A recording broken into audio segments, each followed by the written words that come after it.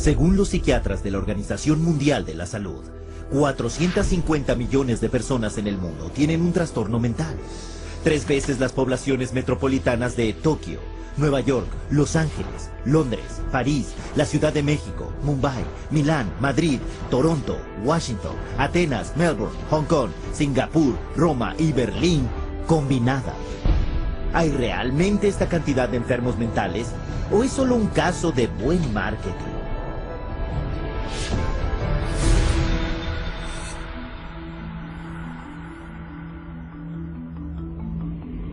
A principios del 99, Estados Unidos se enfrentó a una nueva epidemia aterradora. Te sonrojas, sudas, tiemblas, te resulta difícil respirar, decían los pósters. Con el eslogan, imagina ser alérgico a la gente. La enfermedad era el trastorno de ansiedad social, TAS o SAD en inglés, y se afirmaba que afectaba al 13,3% de la población americana. Y para saber más, se instruía a los lectores a contactar con un grupo, la Coalición del Trastorno de Ansiedad Social.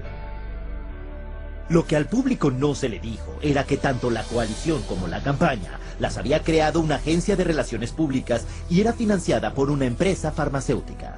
Más tarde ese año, con la campaña haciendo consciente a millones de personas conscientes de este mal, previamente desconocido, el Paxil se convirtió en la primera droga aprobada por la FDA para el trastorno de ansiedad social. Psiquiatras como Jack Gorman, de la Universidad de Columbia, y Murray Stein, de la Universidad de California en San Diego, firmaron como los líderes para la campaña de Paxil. Y en 3 años, Paxil se disparó desde la 3ª posición en su clase a ser la primera. El director de producto de Paxil alardearía más tarde: el sueño de cada hombre de marketing es encontrar un mercado no identificado, desconocido y desarrollarlo. Eso es lo que pudimos hacer con el trastorno de ansiedad social.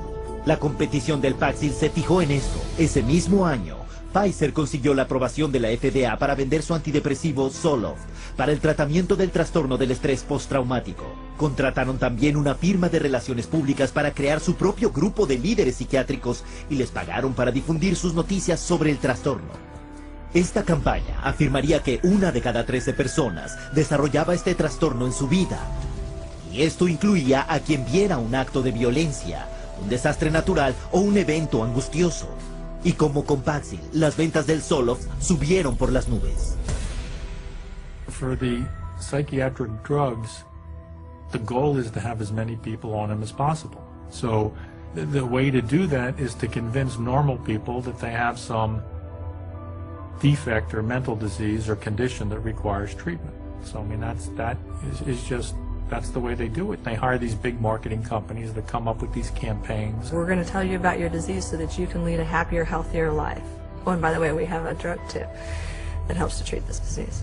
Esta práctica de vender la enfermedad se conoce como la compraventa de la enfermedad, una expresión que definió el periodista Lynn Payer como intentar convencer a gente que está esencialmente bien de que están enfermos, o gente ligeramente enferma de que están muy enfermos. En Madison Avenue, la compraventa de la enfermedad se logra con una estrategia de clasificar la condición, donde la enfermedad mental se vende igual que los coches, la cerveza o el detergente de ropa. Antes de la introducción de los antidepresivos SSRI, la depresión se consideraba, incluso para los psiquiatras, que afectaba a solo 100 de cada millón de personas. Desde entonces, las estimaciones han subido a tanto como 100,000 por 1 millón. Un aumento de 1000 veces. El resultado es que más o menos el 10% de los americanos, unas 27 millones de personas, toman antidepresivos hoy en día, el doble que en 1996.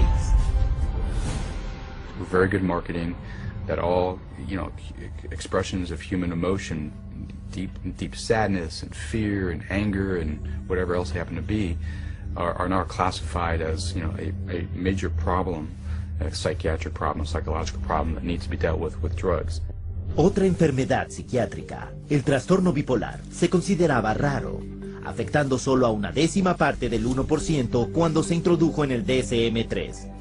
Hoy se afirma que un 10% de la población, 100 veces el número original, tiene esa condición. El trastorno bipolar pediátrico no estaba enumerado siquiera en el DSM cuando el psiquiatra de Harvard, Dr. Joseph Biederman, empezó a publicar estudios afirmando que los cambios de ánimo en los niños no eran comportamientos normales, sino que en realidad eran enfermedades mentales. La campaña de ventas de la enfermedad de Biederman funcionó. Solo en la última década, el índice de niños con bipolar ha subido un 4000%. Pero lo que no se le dijo a los padres era que 25 empresas farmacéuticas distintas habían garantizado el trabajo de Biederman. La extensión de su influencia no se reveló hasta que una investigación del Senado en 2008 expuso a Biederman por no informar de más de $1.600.000 en ingreso farmacéutico. Pero estas revelaciones no tuvieron efecto en la psiquiatría. El bipolar pediátrico sigue siendo aceptado ampliamente en la comunidad psiquiátrica. These labels are being applied to younger and younger children, which I think is really, a sad case. I'm sure I agree with any of those labels to begin with, but let alone for them to be applied universally to young kids. This idea that childhood itself is a psychiatric disease is simply based off some completely unsubstantiated idea that got printed in the psychiatric manual, and there's no science behind it whatsoever. La venta de la enfermedad, estrategia número 2, redefinir una condición existente.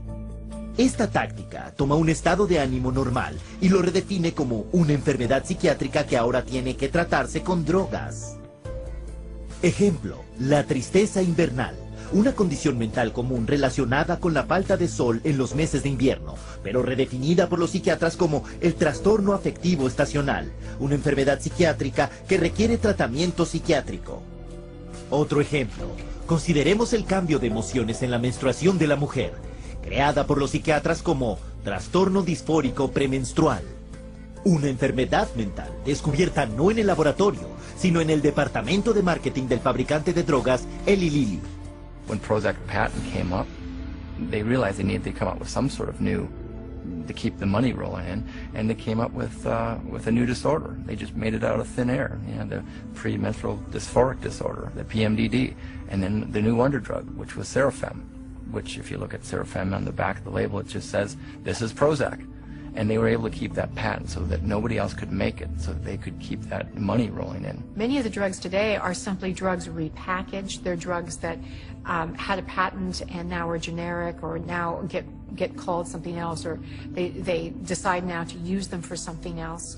Estrategia número 3 para la venta de enfermedad.